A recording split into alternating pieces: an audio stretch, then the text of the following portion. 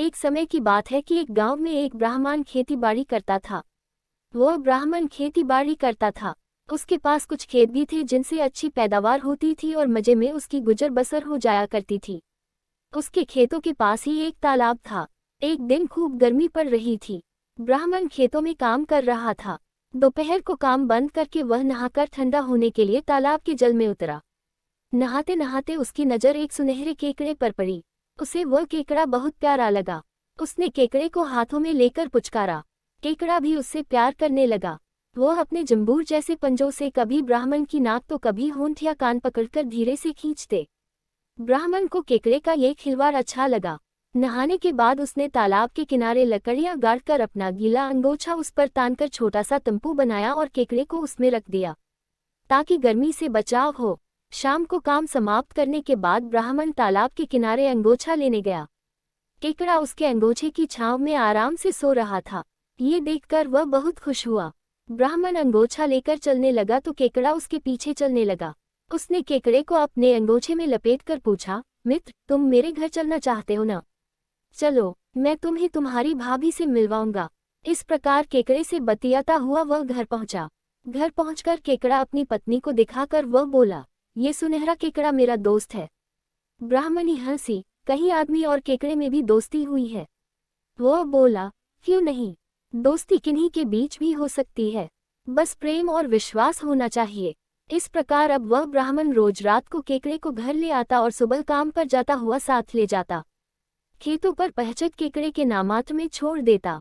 उसी ब्राह्मण के खेतों के पास एक ताड़ का पेड़ था। उस पर एक कौवा और कौवी रहते थे।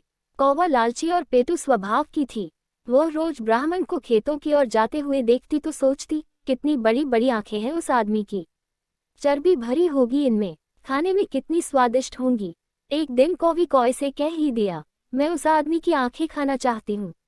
कौए ने उसे समझाना चाहा, पर कौवी ने हद दंड ली कि किसी भी तरह उसकी आंखें लाकर खिलाओ। जब भी ब्राह्मण नीचे से गुजरता, कीवी की लार टपकने लगती। कौवा कौवी की जिद पूरी करना चाहता था, क्योंकि कौवी अंडे देने वाली थी। माँ बनने वाली मादा का दिल नहीं दुखाना चाहिए। एक दिन कौवा उड़ रहा था कि नीचे उसे एक भयंकर नाग अपने बिल में पुसता नजर आया। नाग को देख कौवे के दिमाग में ख्याल आया कि अगर यह नाग दोस्त बन जाए तो काम बन सकता है। ये ब्राह्मण को डसेगा, जब वह बेहोश होकर गिर पड़ेगा तो मैं उसकी आंखें चोंच से खोद निकालूंगा। कौवा शहर के बाहर पड़े कूड़े के ढेर पर मंडराया। कूड़े में चूहे पलते ही हैं। उसने एक मोटा सा चूहा पकड़ा और उसे लेकर नाग के बिल के पास जाकर पंजों में चूहे को जकड़कर कां कां करने लगा। शोर सुनकर नाग बाहर आया तो कौवे ने उसके आगे चूहा फेंक दिया। नाग घप से चूहा खा गया।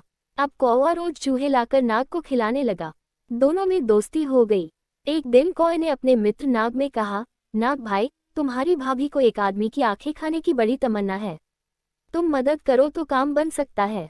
तुम उसे डसना, जब वह गिर पड़ेगा तो मैं उसकी आंखें निकाल लूंगा। नाग बोला, ये कौन सी बड़ी बात है, तुम्हारे लिए तो मैं जान भी दे सकता हूँ। बस दूसरे ही दिन प्रातः अपने खेतों में जाने के लिए ब्राह्मण उधर से गुजरा तो घास में ताक में बैठे नाग ने उसे डस लिया। नाग द्वारा डसे जाते ही ब्राह्मण चिल्लाकर गिर पड़ा। उसका अंगोछा एक ओर जा गिरा। अंगोछे में उसका मित्र केकड़ा था। ब्राह्मण गिरकर विष के असर से बेहोश हो गया तो कौवा उसकी आंखें निकालने के लिए छाती पर आ बैठा। केकड़ा ये सब देखकर सारा माँ। केकड़े ने उछलकर कौवे की गर्दन को अपने जंबूर जैसे पंजों में पकड़ लिया। कौवा कां कां कर पंख फड़फड़ाने लगा, पर केकड़े ने खप छोड़ा नहीं। कौवे को मृत्युपाश में फंसा देखकर नाग उसकी सहायता करने आया तो केकड़े ने दूसरे पंजे से नाग की गर्दन पकड़ ली और बोला, तू चुपचाप मेरे मित्र को जहां तूने डसा है वहां से विष चूस ले, वरना दोनों की गर्दनें तोड़ दूंगा। ऐसा कहकर उसने अपना जंबूरी पंजा नीचे सरकाकर सांप को पूंछ की ओर से पकड़ा ताकि वह भाग न सके, पर मुंह से विष चूस सके।